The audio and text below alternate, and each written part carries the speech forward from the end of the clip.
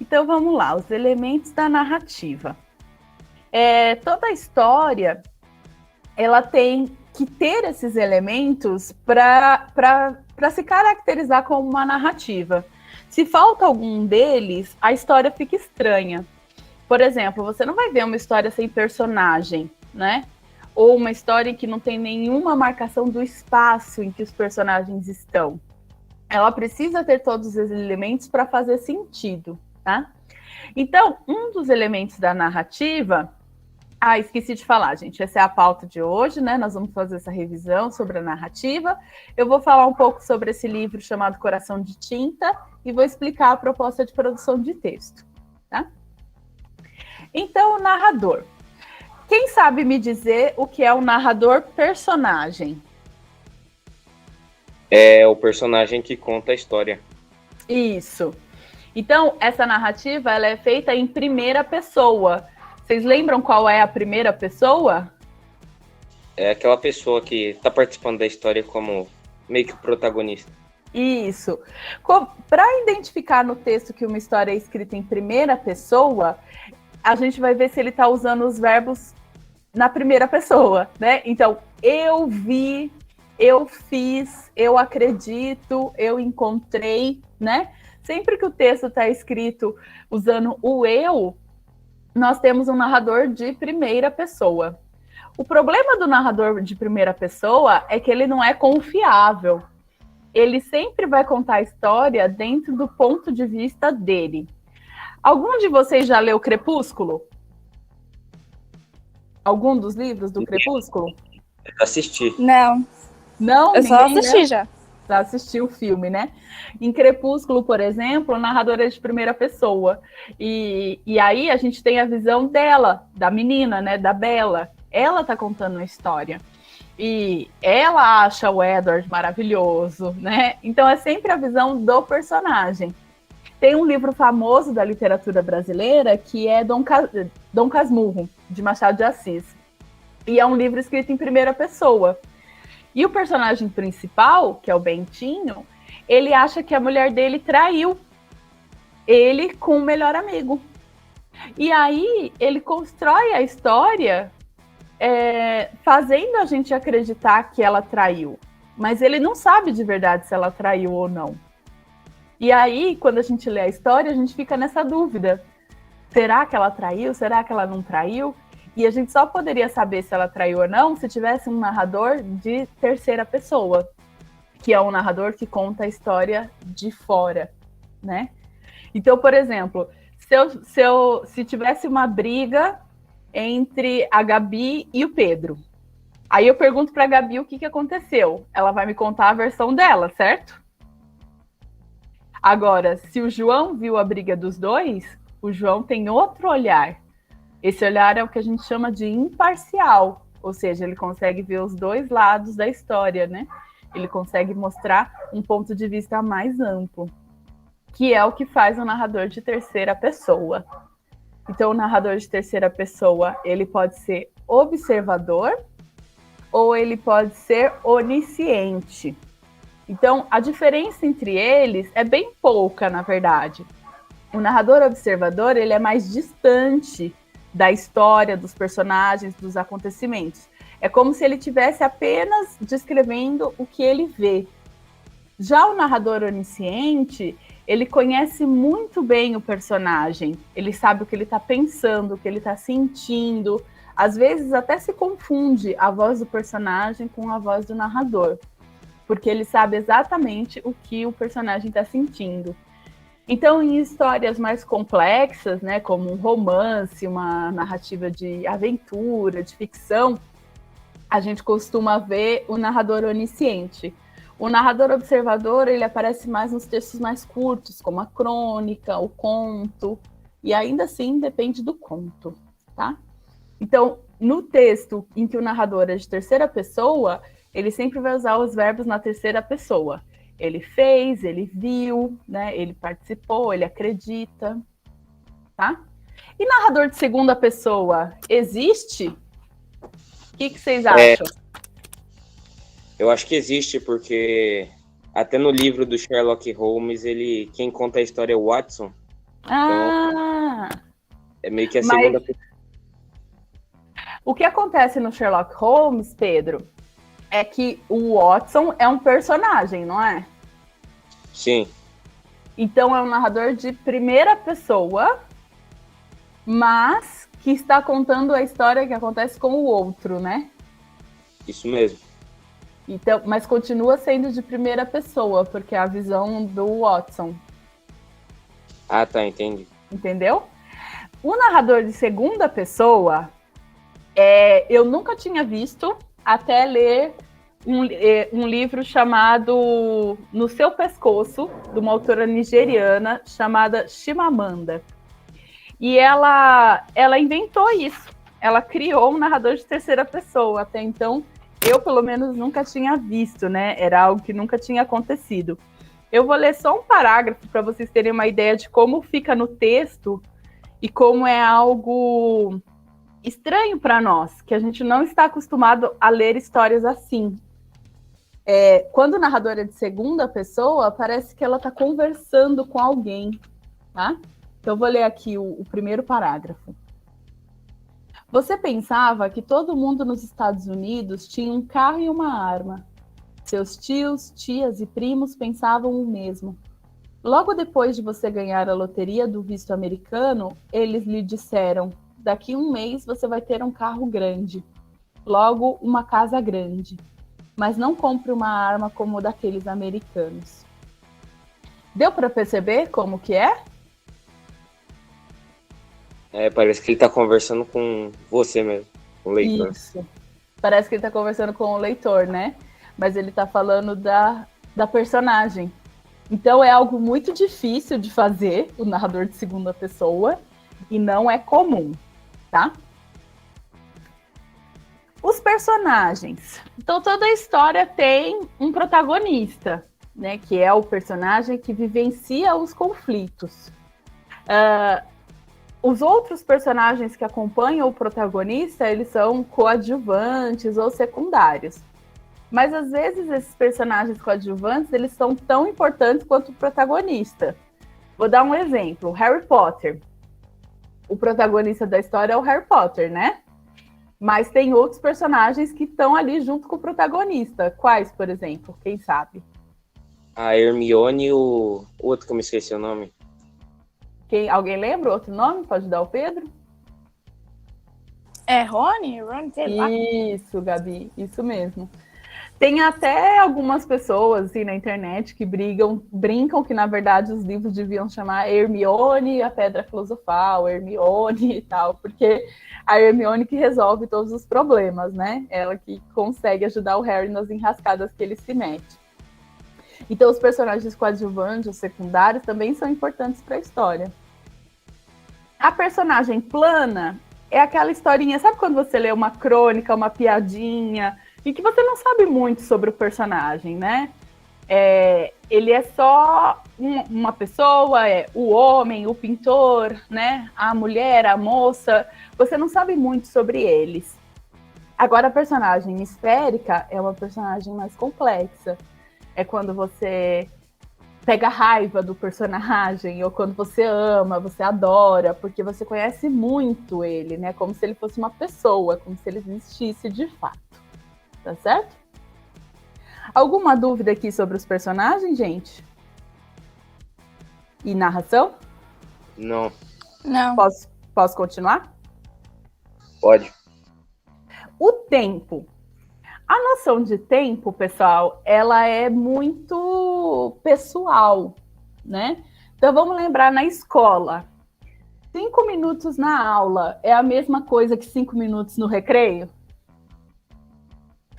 Pra mim, não, né? Parece que o recreio passa mais rápido. Então, se você for ver no relógio, 5 minutos é 5 minutos, não é? Mas 5 minutos no recreio passa mais rápido do que 5 minutos na aula, não é verdade?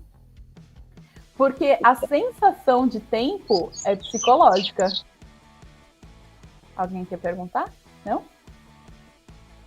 A sensação do tempo, ela é psicológica, né? Então, quando a gente está se divertindo muito, quando algo está muito bom, o tempo passa mais rápido. E quando algo não tão bom assim, o tempo é mais lento, né, para passar.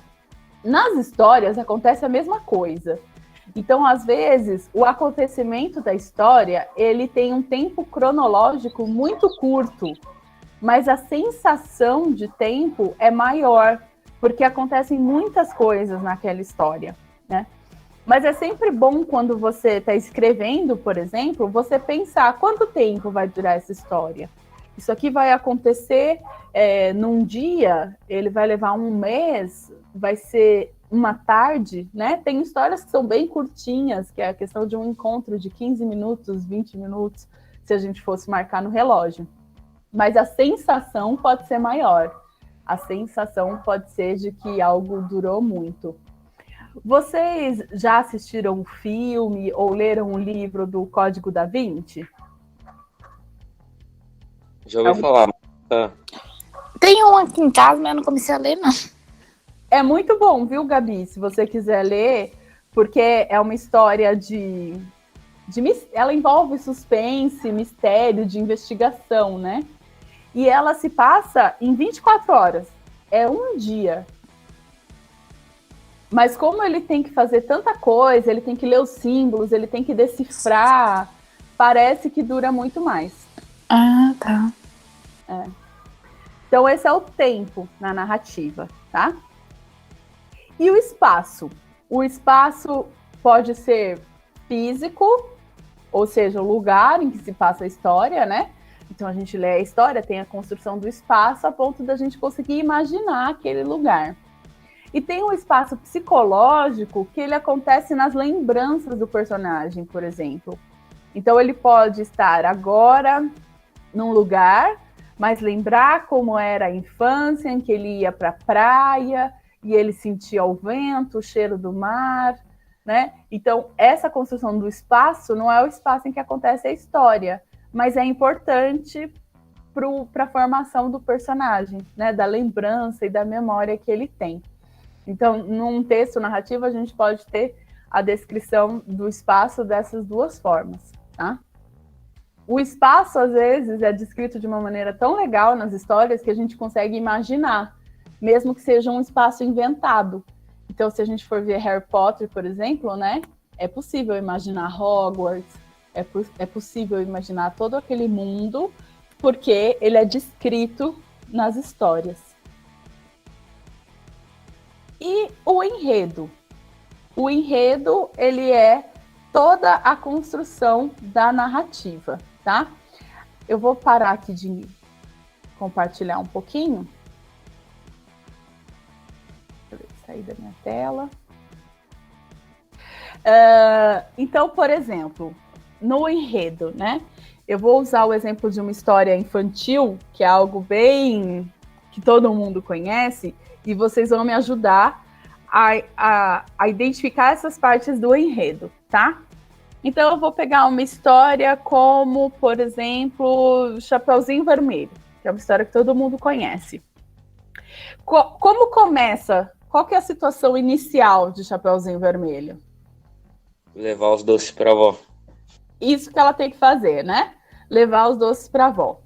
Aí tem alguma coisa que vai quebrar essa situação de normalidade. Ela só tinha que pegar os doces e levar para a avó dela. O que acontece que pode mudar esse percurso?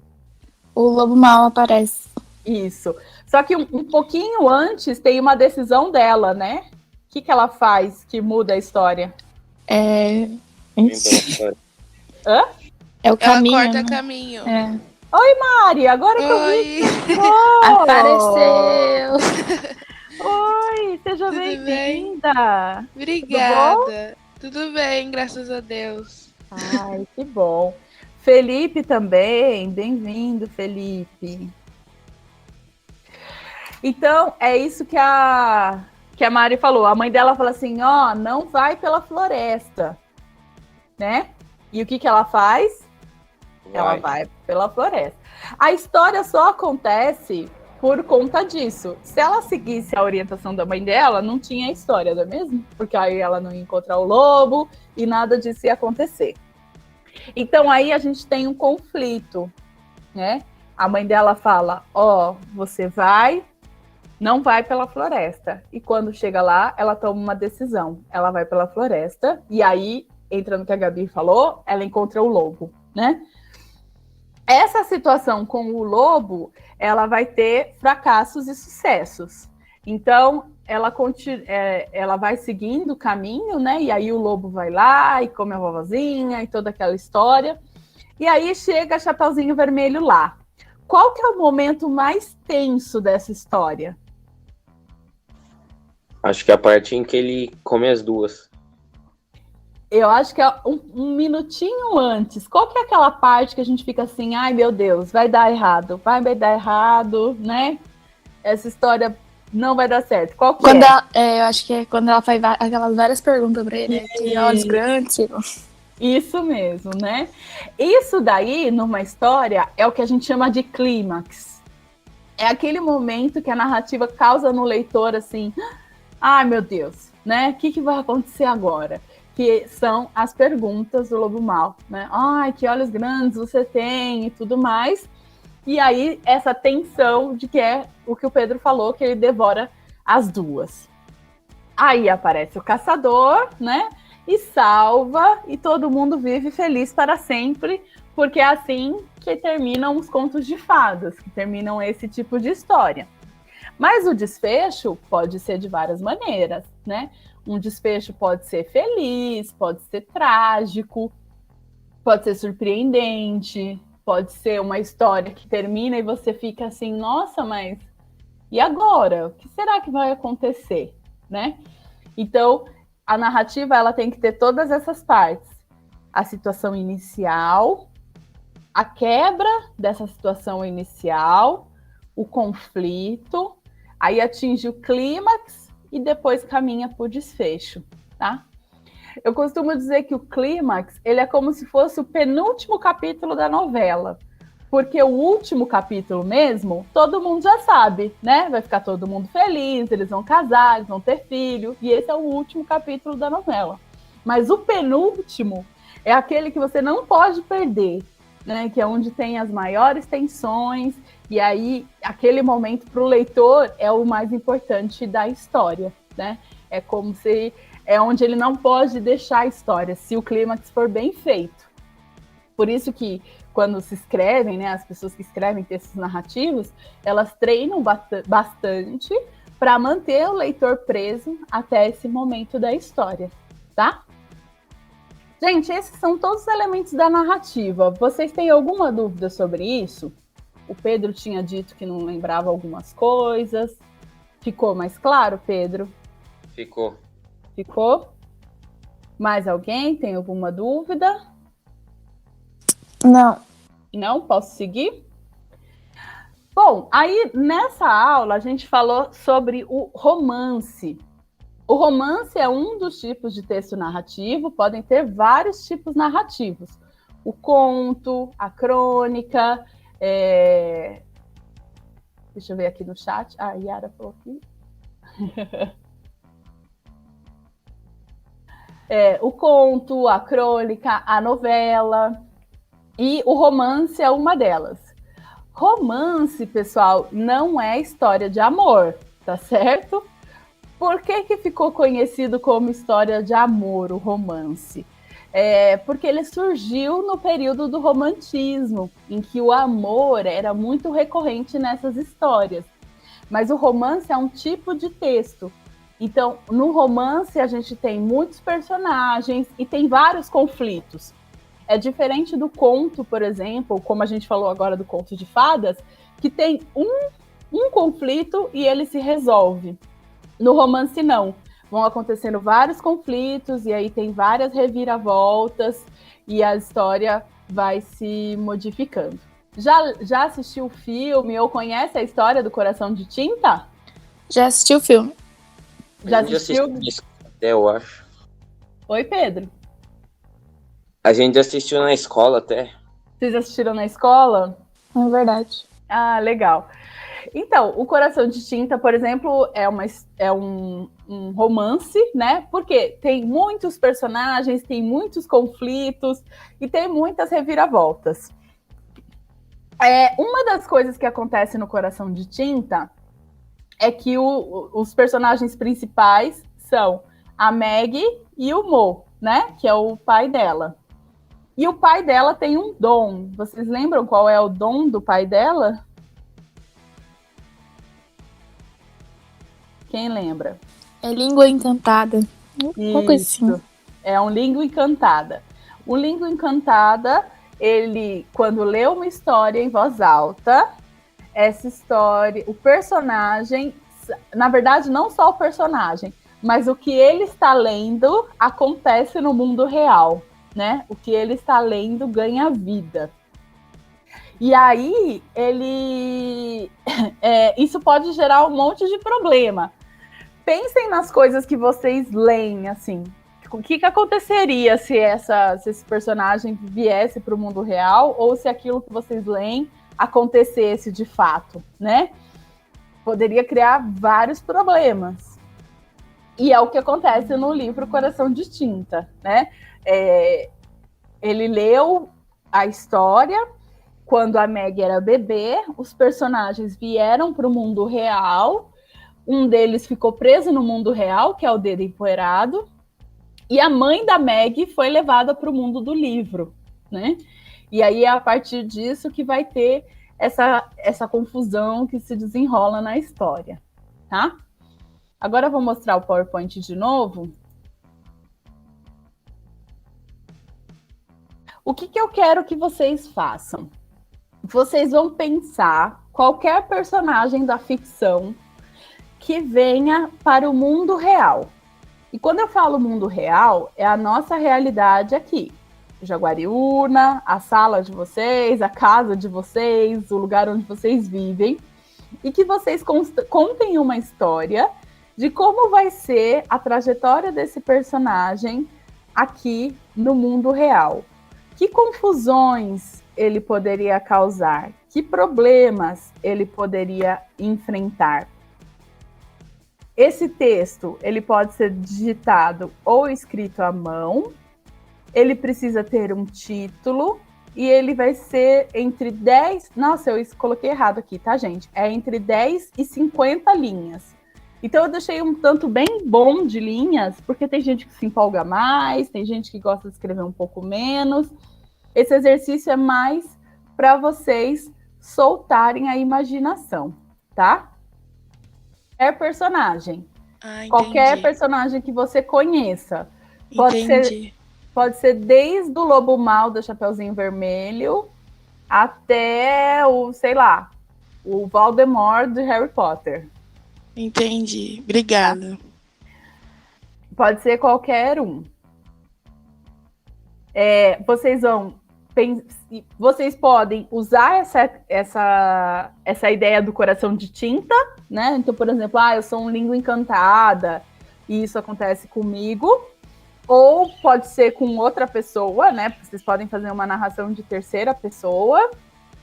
Ou pode ser algo fantástico mesmo, que é bem interessante. Ou seja, aconteceu uma magia naquele momento, você estava lendo aquela história e o personagem veio para o mundo real, né? Pode ser um sonho, pode ser várias coisas. A única coisa que é obrigatória é o quê? Que seja um personagem da ficção e que faça parte do mundo real. Pode fazer digitado, tá? E aí vocês anexam lá na atividade do Google Classroom o documento do Word que vocês escreveram a história.